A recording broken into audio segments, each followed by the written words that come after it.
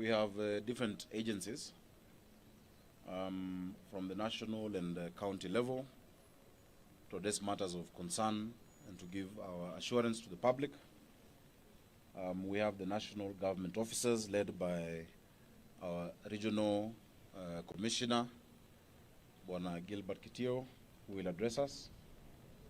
We have the county commissioner, Mr. Wanyonyi, with us. We have the Nairobi Kenya Power team led by Bwana Hicks Waswa, together with his team from Kenya Power. We have the county officers in charge of security, as well as those who are in charge of security, mobility, and works and public infrastructure.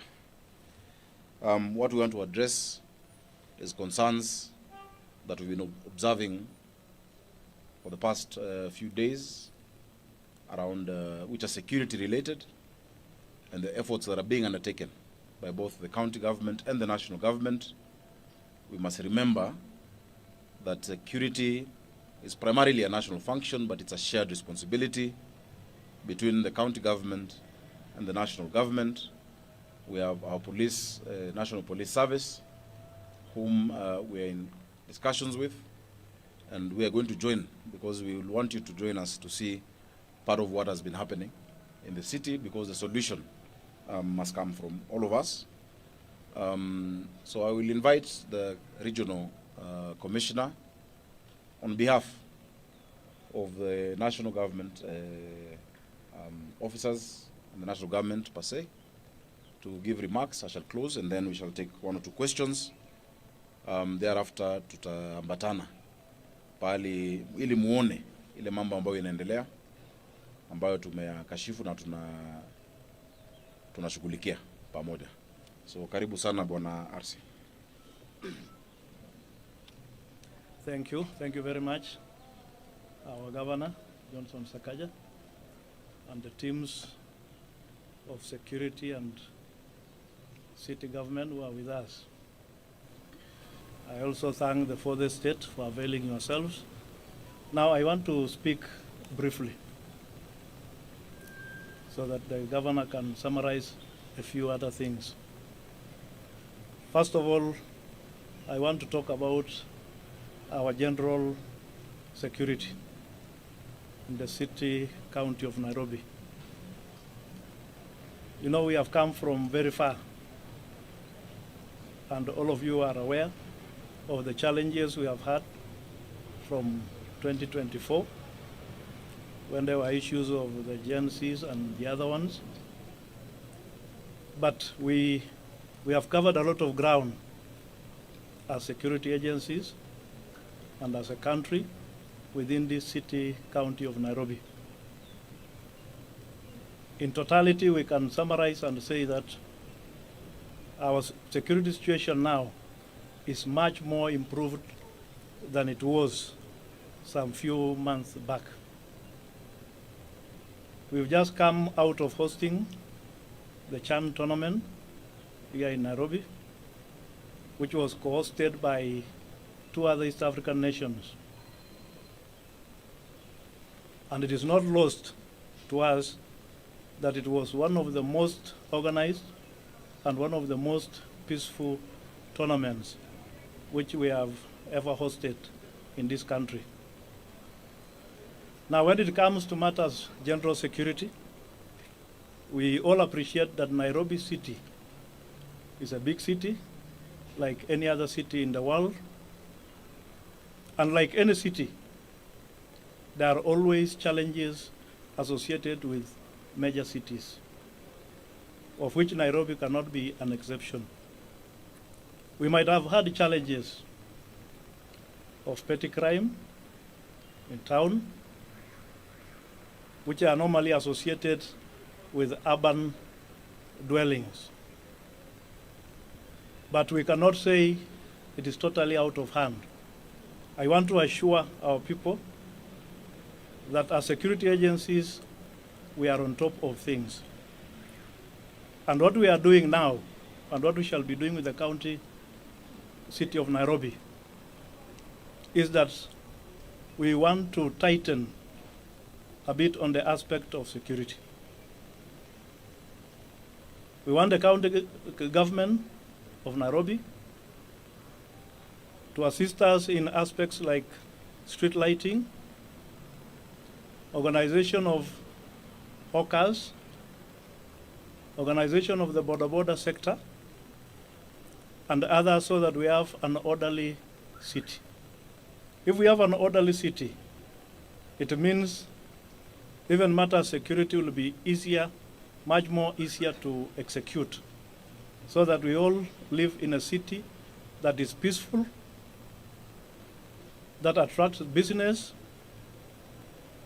and that is truly an international hub for this continent of ours. So we want to work with the county government, especially on issues of lighting. We want them to install more lighting, and those that are in place should be free of vandalism. That's why we want to urge our people.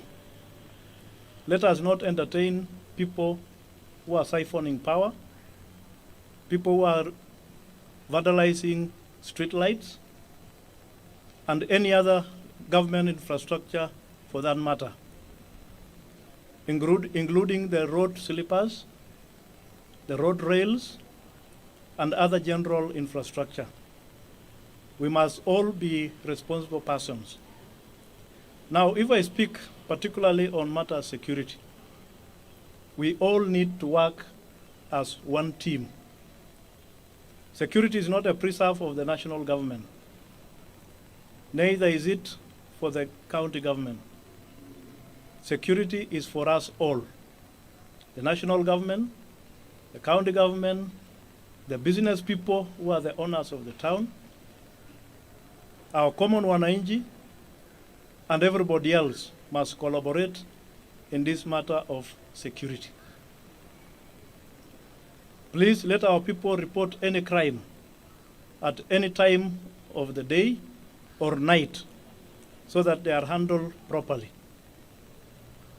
Finally, we should also not exaggerate. I'm told we have our youth and others who do very well in social media. Please let us not exaggerate issues because we want to create something that goes viral and earns us some money. Let us report the reality. Because as it is, our security situation is not as bad as some would like to depict.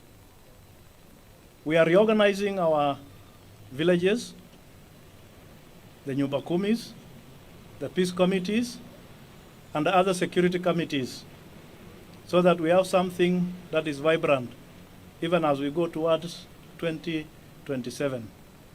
So please, let us all cooperate and have a very, very nice city, which is peaceful and conducive to business. Thank you very much.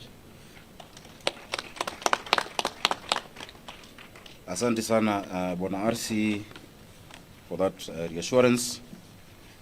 Really, we need to assure our people while providing that feeling of safety for the residents of Nairobi. We do not want our ladies walking fearfully in the CBD, clutching on their bags for fear of being, mugged.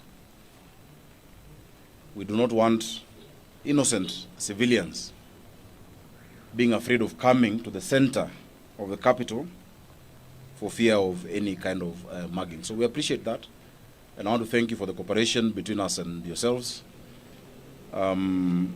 We are shortly sitting down with all the OCPDs, all the OCSs, all the DCCs, the RC himself, the county commissioner, our sub-county admins from all the sub-counties in Nairobi, and our ward admins, so that in every cell, in every ward, a joint team shall operate. Allow me to address the issue of sabotage and vandalism. Over the past few days, our electrical team, together with security team, has been observing the different streets where there have been cases of darkness. These are streets that have street lights. These are streets that have installations.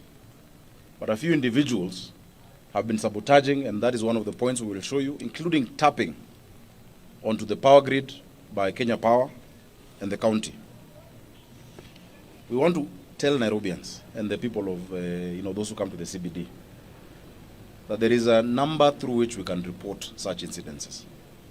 Because it is very deliberate to create darkness where the county has provided lighting through your money, so that in the cover of that darkness, people are attacked. And there are various sections that we've seen that happening.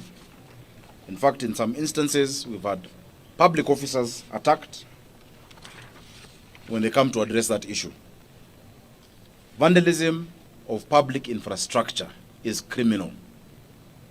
Vandalism of public infrastructure deserves the highest sentence, because that is infrastructure that has been placed there by your money as Kenyans. Hiyo ni pesa yenu. Ukiona mtu anang'oa taa, ukiona mtu anakata ile cable ya stima, watu wametoa road signs, watu wakitoa street lights, ni pesa yenu. And so we must all be vigilant. So in as much as we are, we have agreed that the National Police Service will increase the physical presence of police officers, as well as ourselves, also us as the public, just like we did during the Mulika Mwizi campaign, must be vigilant. There's a toll-free number, 988. You send a message and start with Nairobi and just say, niko hapa Tomboya, nimeona mtu aking'oa. Niko hapa Kenyatta Avenue, nimeona hii. So that we can also assist our, security agencies. Huyo mtu ambaye anaenda kupokonywa anaweza kuwa ni mama yako, anaweza kuwa ni dada yako, inaweza kuwa ni wewe. So tafadhali tuwajibike sote kama wananchi, even as we do our part. We have with us the Kenya Power team. And you can see we have equipment to just address some of those hotspots that we've been doing. But we want to tell these people who've been doing this, for whatever reason, commercial or otherwise, that you will not have a long time to do that. We will make sure that you face the full force of the law, because we, together with the citizens, shall exercise that kind of vigilance. The critical installations along Tomboya Monument that power the whole of Kencom, Ambassador, around the National Archives, and we are going to go there with you just now, so that you can see the extent of that infiltration. This morning, a vehicle whose number plate has been identified and reported to the police was spotted by our officers, again taking part in that kind of vandalism, removing lights and working on the connector points. We hope that that prosecution shall be handled expeditiously by the agencies that are concerned. We have, over the past months and years, invested heavily in tens of thousands of lighting infrastructure, cabling, road rails. Unless we all work together, because we see somebody posting a video of, another citizen uprooting a barrier on the road. How have we helped ourselves? I think citizens must also now institute arrests of people infiltrating it is your money. It is your taxpayers' money. The other thing that I must point out is that the county government has written through our Public Service Board and our county attorney to different agencies pursuant to Section 41 of the National Police Service Act to institute the County Policing Authority. That is provided for in the law. The guidelines were issued in 2021 so that we can also have a proper institutional framework through which ourselves as a county government, the National Police Service, the NIS, the DCI, the Ngao officers, and members of the public, because it provides for 6 members of the public from different sectors, women, youth, persons with disability, can be able to coalesce around issues of community policing and public safety within the city. So kwa mengi yale ambayo tumesema ni kwamba tunafanya kazi pamoja, na Kenya Power na Police Service Commission, Police Service pamoja na wale officers wa ngao, tukiwa na commissioner wetu wa Nairobi region Bwana Kitio, county commissioner wa Nyonyi na timu zote kuhakikisha kwamba mko na usalama katika jiji letu. Mnakumbuka wakati ambapo tuliingia 2022 kulikuwa na visa vingi sana vya uhalifu, na tukakaa na aliyekuwa Inspector General wa polisi Bwana Kome pamoja na maafisa wake DIGs ambao walikuwa wakati huo, na mambo yakatulia. Hatutakubali turudi tena pale ambapo tulikuwa. Jambo lingine vile RC amesema ni kwamba wale ambao ni wachuuzi katika mji wetu wa Nairobi, wale ambao wanafanya kazi ya bodaboda, kwa sababu wafanyikazi wengi wa bodaboda, the majority of them ni watu wazuri sana na wanafanya kazi vizuri na wanajua mahali ambapo wanafaa kuwa. Tunawasihi wasikubali watu wengine waingie miongoni mwao kuharibia jina yao. They need to root them out. We have agreed on circles where they operate, the pickup points, the designated areas, operate within those. If you're not in those areas, you will be arrested and no one is going to come to your respite, because we must have order in the city. So naomba kwa sasa nisiseme mengi zaidi ya hapo, kwa sababu ni jambo ambalo tunashirikiana na ni jambo ambalo linaendelea, and that we'll continue working on it together. Truly, Nairobians must feel safe and you will feel safe. We had a very good experience just a few days ago where thousands of Nairobians were at, the archives in Uhuru Park enjoying football.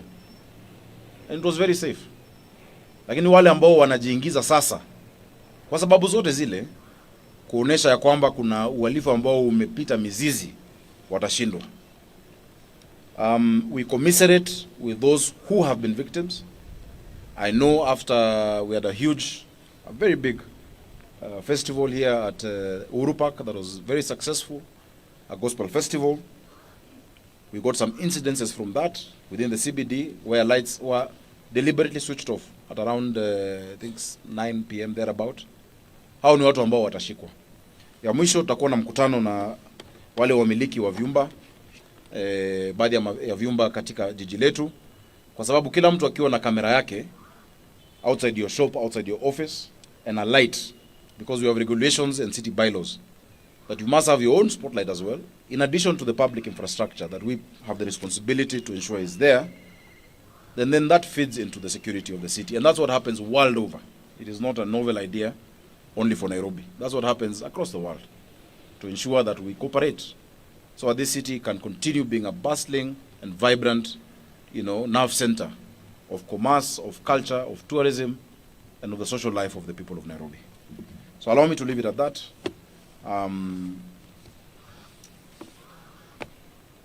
Mnakaa mna swali? Ngoja na upatiwe. Subiri. Ndachukua 2. Tayari amejitokeza ndugu yangu photojournalist. Nani mwingine? So are you a journalist? Ati?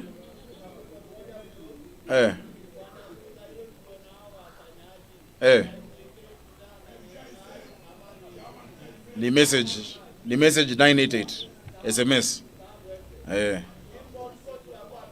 Na muangalie hiyo mambo kabisa. Asante. So thank you for that, because that is public participation. Mama pia mko na swali yenye inahusisha hii mambo mengine tazungumza na nyinyi. Ni bure, si ni bure? Ni bure, hiyo SMS ni bure. Hiyo SMS ni 988. Sio star, kuna master. 988. Text. Andika Nairobi, niko Uhuru Park, nimeona hii. And our public, our officers in the police service and DCI will swing into action, and we're supporting that. Tuanze na wewe ndugu. Okay, it was the gentleman behind you, but it's okay. Yes.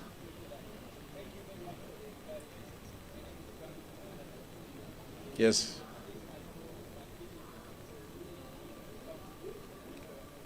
Yes.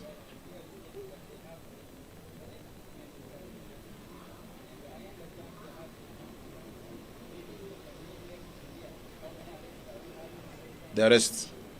Okay. Thank you. That question is best placed for the regional police commander, who is joining us at the next stop. So we will get an opportunity, because we'll have there at that spot we have the OCPD, Central Police, as well as the regional police commander. So that will be best placed there. Unless you want to address the arrest. Yeah. Yes. Yeah. Yeah. Yes.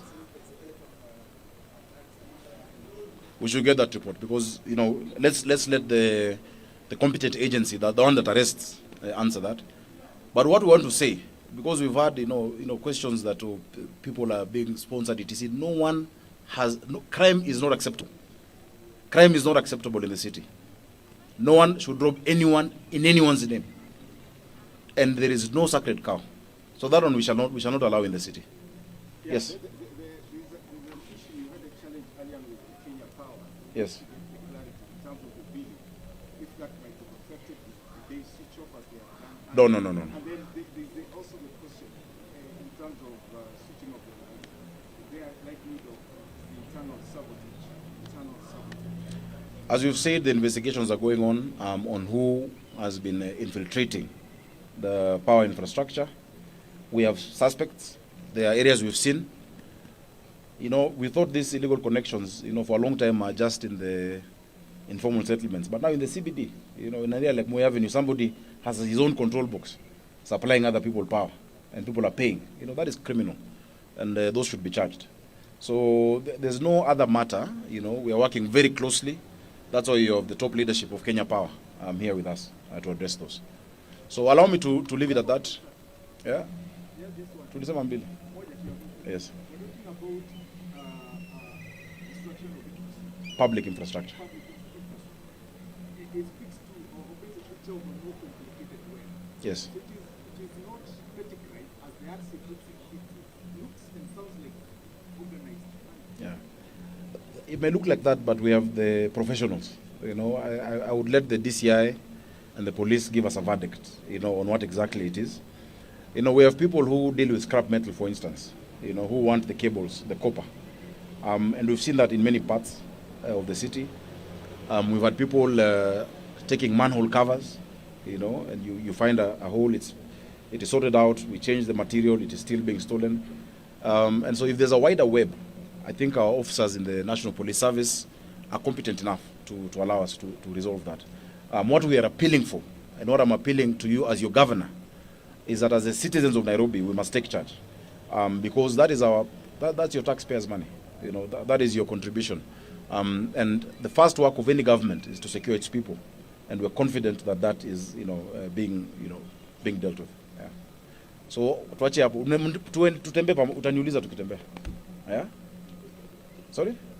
Utaniuliza. Utembe karibu na mimi. God bless you.